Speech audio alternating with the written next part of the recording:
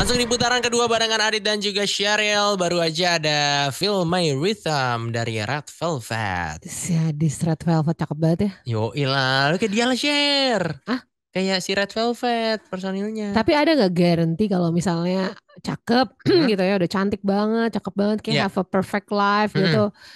Tapi nggak di apa ya bahasa gue ya, nggak di abuse sama pacarnya gitu. Ya, nggak ada garansi Nggak lah. ada ya. Nggak ada jaminannya menurut gue. Soalnya Sulit ya. zaman sekarang kan kayak sering banget ya orang kena masalah baru pacaran doang udah dapat abuse. Itu lo Iya. pernah nggak?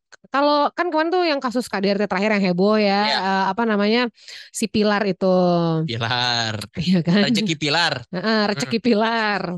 Oke, itu sempat. Itu heboh banget. Soalnya kenapa yang bikin heboh? Ini kan kayak pasangan sejuta umat gitu kan, Ya, orang pada benar. cinta banget terus heboh. Tapi kalau pacaran jadi gue pernah cuy. Sumpah lu dapat Sumpah. abuse. Bayangin ya, gue pacaran sama dia 5 tahun. Mungkin sekitar 3 tahunnya gue di abuse. Asli Dan lu. I stay in the relationship. Gila toxic banget gak? Karena Ini udah real sayang. story.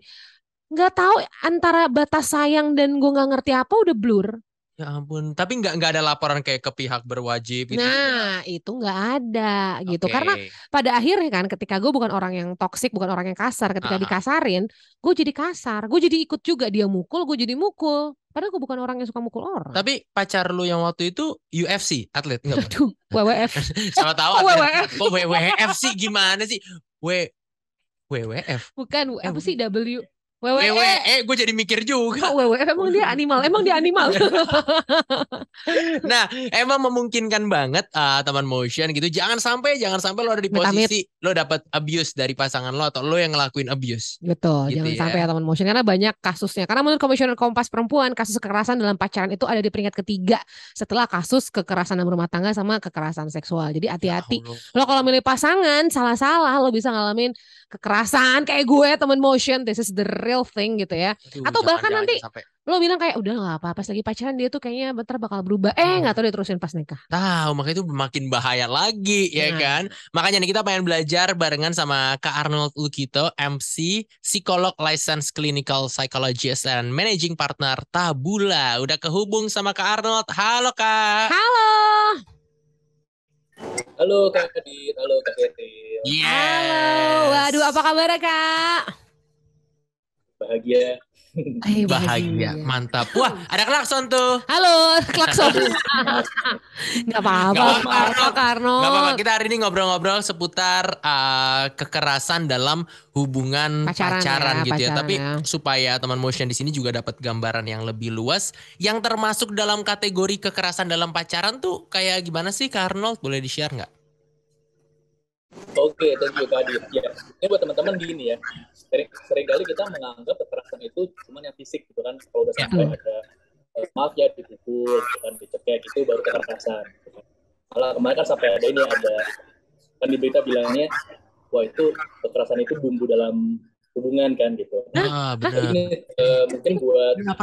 ini ya buat teman-teman. Nah, ini sekalian kita perlu mengklarifikasi gitu kan. Ah, ah, ah. Pertama gini, eh, kita perlu bedakan ya kekerasan sama konflik gitu. Kalau konflik, yes, semua hubungan pasti ada konflik kan, nggak mungkin lah, nggak ada. Namanya juga manusia ada perbedaan gitu. Tapi tentu nggak sampai ada namanya kekerasan. Nah, kekerasan sendiri itu juga tidak perlu harus fisik gitu. Yes, kalau sampai ada fisik itu kekerasan.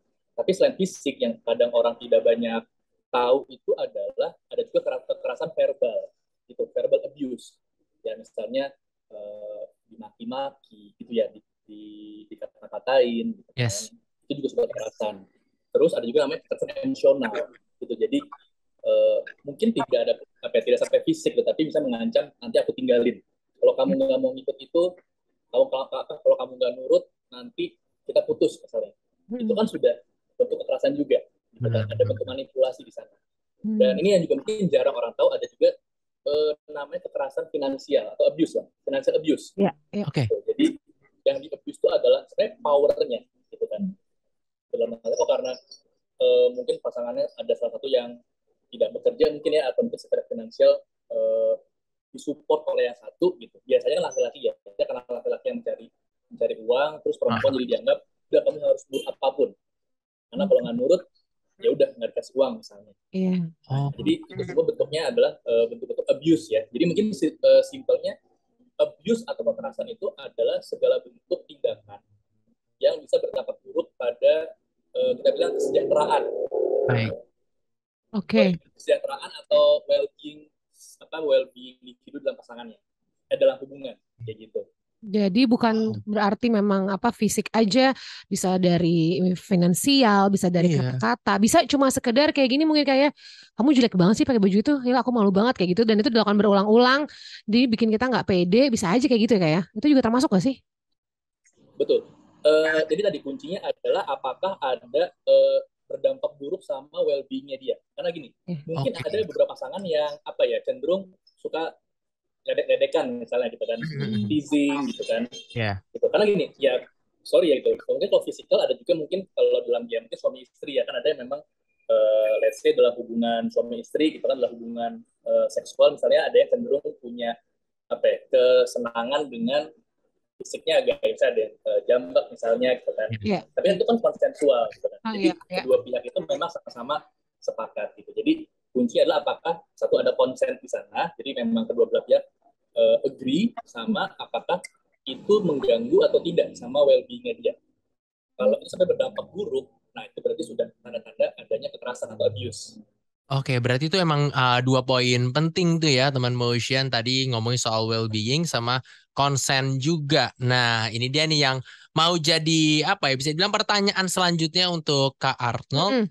Ciri-ciri yang punya potensi kekerasan dalam pacaran atau Yeah. bahkan nantinya dalam pernikahan tuh seperti apa sih Kak? Ciri-ciri yang harus jadi warning untuk kita gitu yang punya pacar.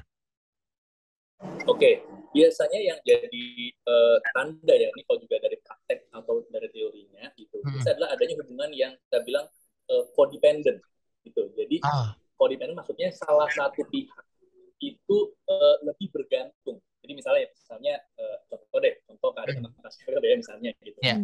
Misalnya kalau Kak Adita itu lebih butuh banget nih sama Kak Sheryl misalnya. Rela mengorbankan dirinya, waktu dan sebagainya gitu. Sedangkan Kak Sheryl mungkin lebih justru dia tuh pingin merasa dibutuhkan. Nah, biasanya tuh ada ciri-ciri seperti itu. Yang satu tuh merasa gue tuh nggak ada artinya nih kalau nggak ada lu. Ya bahasa kata bucin lah gitu, bucin yang berlebihan gitu kan. Sedangkan yang satu tuh merasa gue harus dibutuhin gitu. Nah, ketika ada imbalance seperti itu, biasanya rentan sekali tuh terjadi power abuse ya, karena yang satu merasa gue dibutuhin, gue lebih punya power gitu kan. Gitu. Jadi karena ada hubungan yang tadi yang tidak balance, bahkan cenderung satu tuh bergantung dengan yang lain, jadinya bisa sekali dimanipulasi gitu. Karena pun katakanlah yang satu melakukan physical abuse atau tadi kan verbal sebagainya, pihak yang mendapat kekerasan tersebut sulit untuk lepas gitu kan, karena ya tadi, kalau saya tinggalin, saya ntar makan apa gitu kan, uang dari dia dan sebagainya. Gitu kan. Jadi satunya itu harus merasa terus punya power, satu lagi selalu merasa butuh gitu ya. Jadi itu yang bisa menyebabkan kayaknya ini kemungkinan akan menjadi abuse yang tadi. Wah, serem banget. Iya itu yang aku rasain, bener banget sih ya. Kekerasan dalam arti abuse bisa menurut penjelasan Kak Arnold tadi tuh bisa abuse dalam kekerasan fisik, bisa mental, bisa finansial juga gitu kan. Tapi karena ini konsepnya pacaran gitu ya Kak Arnold ya. Aku jadi ingat sedikit nih dari pengalaman, my own experience gitu ya. Ketika dengan mantan aku yang itu, aku ngerasa pada saat awal-awal dia baik-baik aja. Tapi memang dia bucin banget dan cemburuan banget. Jadi itu tuh kayak awal-awalnya kayak gitu tuh. Aku nggak ngerti kenapa. Nah, kalau menurut Kak Arnold, apa sih yang menyebabkan bisa terjadi kekerasan itu dan efek jangka panjang buat korbannya tuh apa sih gitu? Apakah bisa semuanya heal, sembuh ya? Mungkin alhamdulillah puji Tuhan aku orang yang udah bener-bener bisa sembuh dari masa lalu itu ya. Tapi kan mungkin nggak semua orang kayak gitu ya Kak? Iya, ya ini memang ini nggak ada jawaban singkatnya sih, karena setiap bagi semua orang bisa beda-beda ya, tadi seperti Kak Sheryl bilang gitu. Kalau kenapa sih ada orang yang bisa melakukan tersebut juga macam-macam. Ada faktor memang orang-orang yang memang punya isu mungkin ya dengan meregulasi emosi atau kemarahan. Jadi kalau dia marah kayak gelap mata gitu kan, otomatis kita mukul dan sebagainya. Tapi kan ya itu tidak bisa membenarkan kekerasan gitu kan. Atau ada juga memang orang-orang yang memang cenderung manipulatif gitu. Jadi bukan masalah dia kontrol emosi, tapi memang dia cenderung tahu dia punya power, tahu dia punya punya ya lebih lah, entah power, finansial, status, jadi dia itu merasa ya udah aku bisa ngapain aja dalam hubungan ini, seperti itu. Dan Iya. dampaknya macam-macam sih. Ada orang-orang yang memang em, bisa sampai punya trauma dengan hubungan, dan Ya. apa Aduh. kehilangan trust apa untuk punya hubungan baru, nggak mau punya Mm-mm. hubungan lagi dan sebagainya. Jadi memang ya itu kompleks sih memang. Kompleks ya. Ya. Tapi kan karena kayak setelah dari hubungan itu ya, gue tuh Mhm. kalau misalnya dikerasin, ngomongin keras dikit sama lawan jenis, gue langsung kayak, gitu loh. Oke, ada alert ya Ada langsung ya. alertnya gitu. Padahal mungkin itu di kasus yang berbeda ya, dan Benar, gak benar, maksud benar. untuk ngapa-ngapain, tapi kayak, Oke. gitu loh triggeringnya. Wow, sampai Tapi segitunya tapi gitu ya. mungkin gak sih Kak, kalau orang yang pada saat di hubungan dia pacaran, dia sempat melakukan abuse of power atau misalnya kekerasan kayak gitu, mungkin gak dia akan melakukan itu ke nanti ke jenjang Ih, pernikahan, atau bisa sembuh gak sih gitu? itu Jangan bisa baru mau gue bisa tanyain. tobat dia. Nah, itu dia tuh. Itu jadi habit nggak sih, Heeh. Kak Arnold? Oke, ya. Eh, ya, yang namanya gini. Ini kadang-kadang mitosnya orang merasa, oh nih kalau masih pacaran nggak apa-apa, dia ntar pas nikah mungkin berubah. Gitu. Nah, Nah, itu dia tuh. Pernikahan itu, nah, pernikahan itu kan bukan kayak saklar ajaib ya, tek, langsung berubah. Gitu. Jadi ya ini nggak berlaku cuma kekerasan sih ya. Maksudnya nanti kita bisa kemana-mana tuh, seperti ya cenderung untuk berselingkuh ya. misalnya, gitu kan, atau behavior lain itu kan orang merasa udah nggak apa-apa, ntar nikah berubah. Nah, itu yang kadang-kadang mungkin jadi apa ya, perlu kita waspadai gitu. Soalnya menurut penelitiannya juga behavior orang sebelum dan setelah nikah tuh plus minus bisa menetap gitu ya. Jadi kalaupun misalnya mau ini bisa berubah, tapi bukan berarti dengan nikah berubah gitu. Bisa datang misalnya mungkin ada konseling pasangan gitu ya. Jadi bisa dibantu nih. Ini akarnya apa sih? Kenapa sih cenderung melakukan kekerasan? Kenapa tadi cenderung konseling? Pokoknya behavior itu tuh bisa bisa di trace lah gitu. Mungkin bisa datang ke psikolog pernikahan gitu kan, untuk coba dibantu Oke. gitu. Oh wow, jadi itu adalah langkah-langkah yang bisa dilakuin juga gitu ya.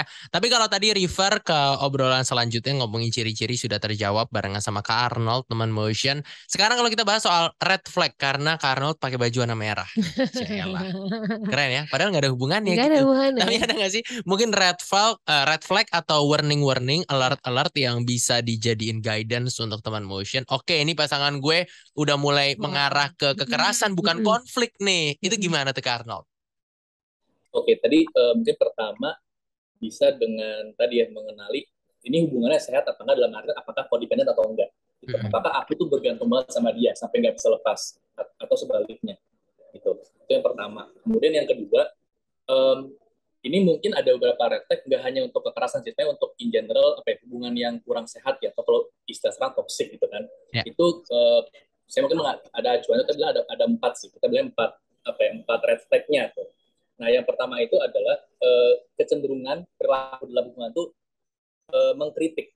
Ini beda, kritiknya beda sama ini ya, beda sama komplain ya. Saya kalau kita lu kok kamu terlambat dan sebagainya, itu kan ya wajar. Tapi kritik itu serangannya personal. Oh. Ini yang juga kadang-kadang dilakukan oleh pelaku kekerasan itu kan. Suka menyerang itu personal kan, bukan perilakunya, tapi kamu nggak berguna misalnya, Oh. kamu jelek gitu. Jadi kan serangan itu ke Personal ya. self-nya gitu, bukan kamu kok terlambat, kamu kok datang terlambat sih, kalau kamu terlambat kan aku jadi jadi terlambat juga dan sebagainya. Itu kan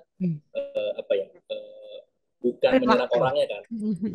Benar-benar benar. Sama itu adalah behavior kritik, itu perlu diwaspadai. Apakah pola interaksi itu cenderung mengkritik ke orang, ke pribadinya, Ya. gitu. Kemudian yang kedua yang juga perlu diwaspadai itu ada namanya konten. Konten itu apa ya bahasa Indonesianya? Kayak jijik ya. Konten itu Oke. nggak respect tuh, bersikap atau memperlakukan pasangan itu dengan tidak respect gitu ya. Kadang assuming ini kalau saya konten ke Kaseri misalnya, itu tuh kayak seolah saya tuh lebih superior gitu. Oh, alpha male gitu-gitu kali ya modelannya ya. Bisa juga, iya. Jadi merasa gue kan lebih dari lu deh, lebih berkuasa, lebih punya power, lebih apa. Jadi pemberlakuan itu kan lu di bawah gue. Gitu. Lu kan secara hierarki, secara posisi itu di bawah gue, lu harus nurut sama gue. Gitu. Itu satu red flag juga. Oke. Wow, tuh hati-hati ya itu Kemudian yang ketiga, sorry. Oke. Kemudian yang ketiga, kan tadi ada 4 ya. Yang ketiga itu adalah kalau respon terhadap pasangan itu defensif. Jadi ketika mendapatkan keluhan atau mendapatkan feedback, itu responnya langsung defensif. Iya. Bahkan kadang-kadang omongan yang sifatnya netral nih, saya bukan bertujuan untuk menyerang, itu langsung defensif. Kok aku nggak gitu kan? Kok kamu nuduh sih? Gitu. Bisa gini, kok aku chat kamu nggak balas terus lama gitu kan? Nanya bukan nanya gitu kan? Dia balas, kok kamu posesif banget sih? Gitu. Kenapa kamu? Ya, kan aku sibuk, aku kan nggak bisa terus liatin chat kamu gitu. Kenapa kamu nggak percaya? Ya? Berarti ya. Itu gaslighting tuh, dia nyerang dulu, dia nyerang dulu. Iya, gitu. Ya, betul. Jadi kan sifatnya udah langsung ini ya.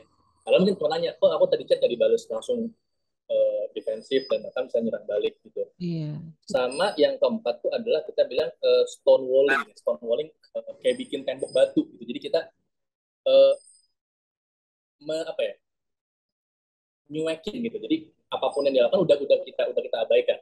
Gitu. Dia mau minta kita sesuatu, kamu ini dong, kamu jangan suka telat dong, gitu. Kamu kalau misalnya aku chat balasnya kalau bisa lebih cepat gitu.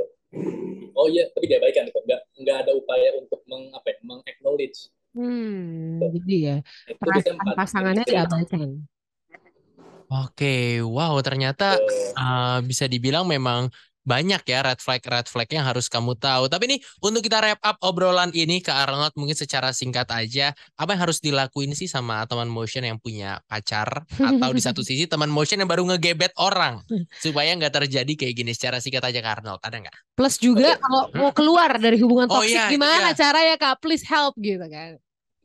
Oke, yang pertama tentu dengan aware dengan red flag tersebut, aware juga dengan kecenderungan kita. Karena saya bukannya ini kadang takutnya disalahkan, kita bilangnya nyalakan korban. Bukan nyalakan korban, tapi kadang-kadang kita yang tidak stand up juga gitu.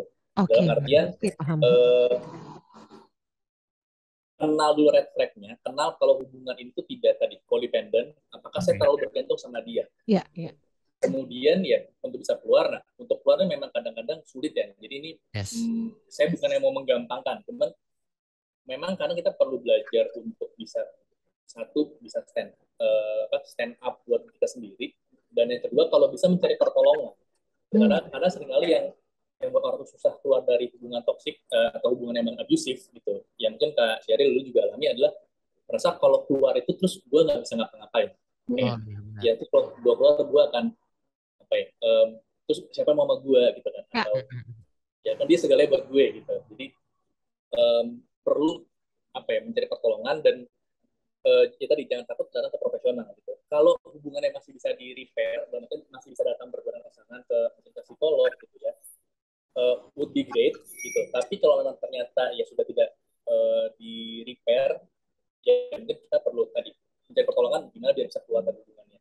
Seperti itu. Oke, jadi jangan takut untuk minta pertolongan siapapun itu. Kalau misalnya masih terlalu takut pergi psikolog, ke orang yang dekat dulu biar dia bisa bantu dulu. Benar. Iya kan? Yes, wow. Sebenarnya kita tuh masih pengen ngobrol banyak banget sama Kak Arnold karena emang ini adalah satu masalah yang harus kita concernin banget gitu ya. Betul. Tapi ya waktunya memisahkan kita nih Kak Arnold. Nanti kita tanya lagi sama Kak Arnold, dan mudah-mudahan juga teman motion yang dengerin bisa akhirnya mulai sadar. Seperti kata Kak Arnold tadi, gue suka banget. Kadang-kadang kitanya udah tahu, kita lewatin red flag-nya, tapi kita biarin gitu. Benar. Awalnya red flag, lama-lama flag tuh hubungannya kan. Benar tuh, ya kan. Kak Arnold, thank you so much atas waktunya ya. Senang banget bisa share. Thank you Kak Sheryl, sehat-sehat. Bye-bye, have a good day. Dadah.